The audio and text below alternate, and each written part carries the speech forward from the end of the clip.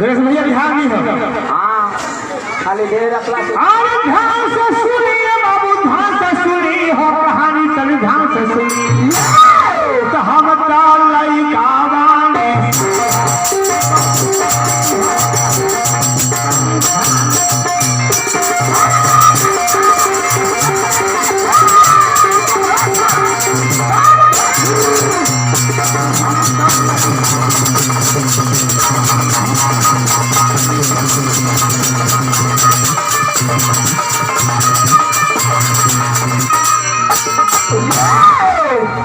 वाल्मीकि वन में सीता जी गई जब उनको डबल वनवास हुआ।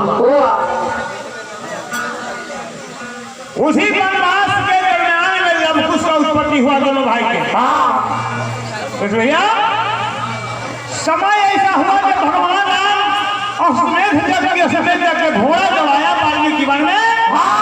जब कुछ ने रोक लिया भाई, भयंकर दुख भाई केकरा से भगवान राम के भाई से पूहन से लखन लाल गए, भरत लाल गए, अंदर भगवान राम गए, सब जना गए अंदर जाने बुझ गए हमारे बेटा के जेकर नाम लो साथ में हनुमान जी गए। जब सीता जी से मिलने चले हनुमान जी खबर पहुंचाने गए। सीता जी रोती हुई धरती माँ को बड़ी की माँ धरती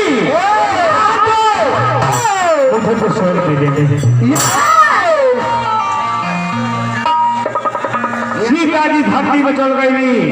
जब चल गई माने सीता जी मर गई। भगवान राम चारों भाई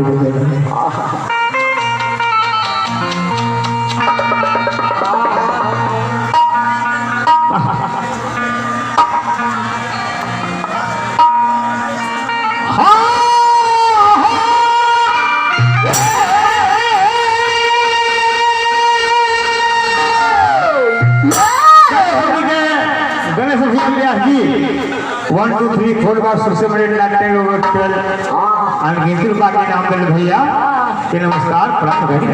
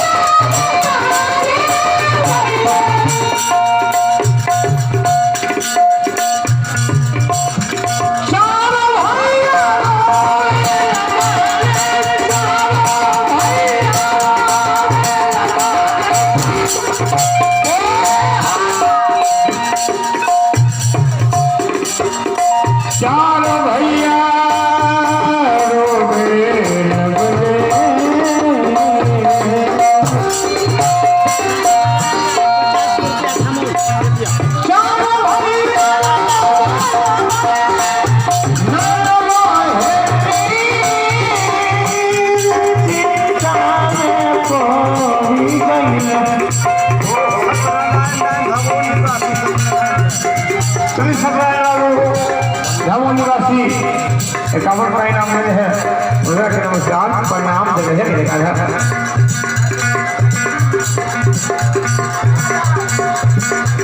चारों भाइयों भगवान चिंता में पड़ गई।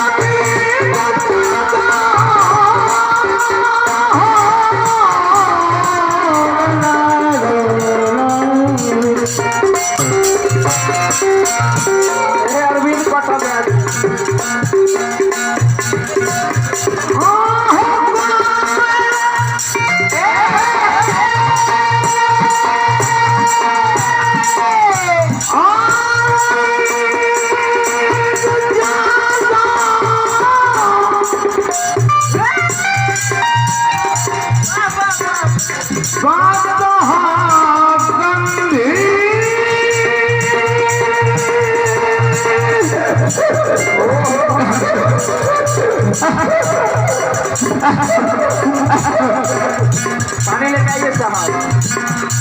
चारों भाई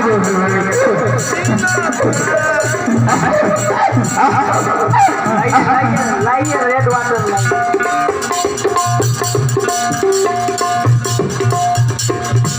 इस कहानी से भेंट कहाँ हुई? आओ तो आगे उतने दूर में प्यासे हव तुम सोचे भगवान राम के मन में गाजर हो गई। उसे पहले गाली ना भाई जानकारी कहा ना खाली पूरे अपना 40 कुल के घूर घूर के कचौड़ी पूरी खाता रहा पेट फुला के पहलवान बना दो। ओए खातिर बदले बारे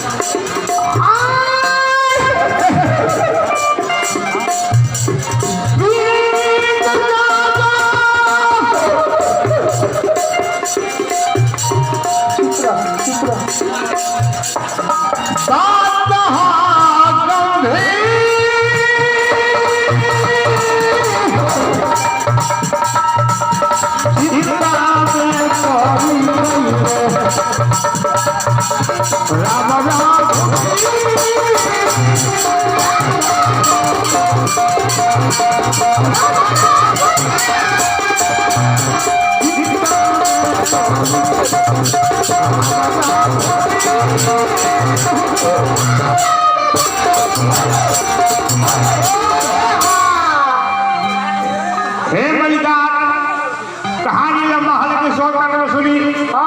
भगवान राम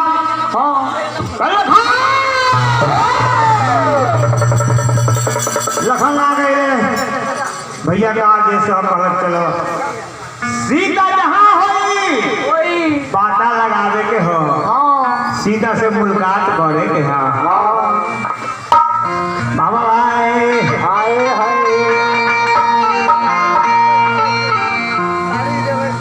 आरे राम भैया जोगिया लखन भैरोगिया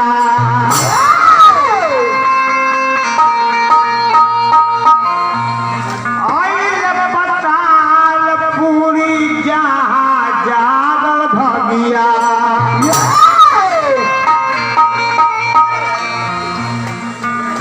मन दोनों भाई राम लखन जोगी बड़ाई बन के पतालपुरी में आए जहाँ के राजा थे कमल नरेश उनका फुलवारी सुखल है 12 बरस से जैसे भगवान राम लखन लाल के तुरंत पहुंचल फुलवारी हरा भरा हो गई।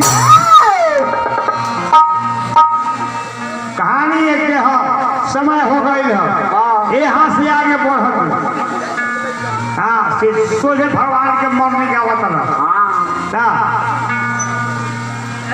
कहानी हम बढ़ाई लगे भैया की जानकारी होते ना हम जानते नहीं जहाँ जाते हैं श्राद्ध कार्यक्रम में बस अतिबल महात्मा को बुला के बौरा हवा आएगो आई